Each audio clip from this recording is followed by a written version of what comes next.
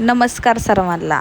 आज आपल्या चॅलेंजिंग व्हिडिओचा 13वा दिवस आहे आणि दिवसाची सुरुवात माझी कामाने झाली. कारण सगळे ऑर्डर्स लिहायचे चालू होते म्हणजे सकाळी उठून तर ते झाले. आंघोळ वगैरे झाली, देवपूजा झाली आणि थेट लागले जेवणाच्या तयारीला. त्याच्या आधी किचनवरती जरा खडा मसाला जाळून घेतला कापुरामध्ये, कारण चिलटा वगैरे बरीचशी येतात पावसामुळे, त्याच्यामुळे ते थोडंसं जाळून घेतलं. त्याच्यानंतर साधा सिंपल आज जेवण आज होतं. वाटाणा आणि बटाट्याची भाजी सिंपल सोबरमध्ये बनवली होती. तर याच्यामध्ये थोडीशी चव येण्यासाठी मी याच्यामध्ये तिळकूट घातलं होतं. तिळकूट म्हणजे आमच्याकडे यसोर बोलला जातो. तर हे थोडंसं घातलं, त्याने कसं चव येते आणि जरा छान लागते भाजी. त्याच्यासाठी मी पटकन हे कालवण करून घेतलं, शिट्टी वगैरे लावून घेतली व्यवस्थित.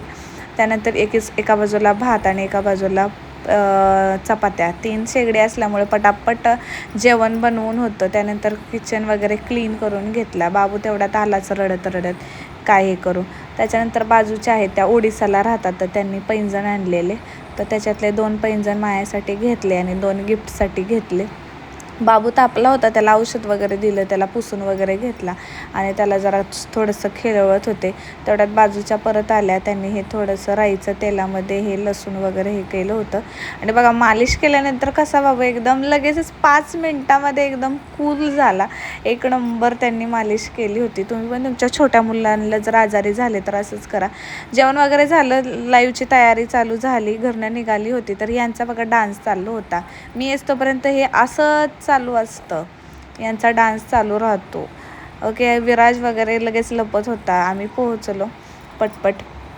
आज काय 4 व्हीलर नव्हती, त्याच्यामुळे स्कूटीवरतीच गेलो लाईव्हच्या सुरुवात करण्यासाठी. तर बघा दुकानात पाय ठेवायला जागा नाही आहे मला. एवढं सगळं नुसतं गोडाऊन झाले, दुकान कमी गोडाऊन जास्त झाले, असं सगळं झालेलं होतं. बसण्याचीच फक्त जागा होती.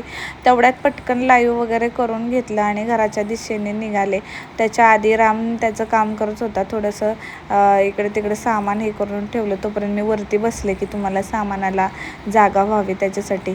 मस्तपैकी घरी आलो, पावसात भिजत घरी आलो आणि मग काय रात्रीचे 2-2:30 वाजलेले सिरियल बघत खाल्लं आणि झोपलो निवांत.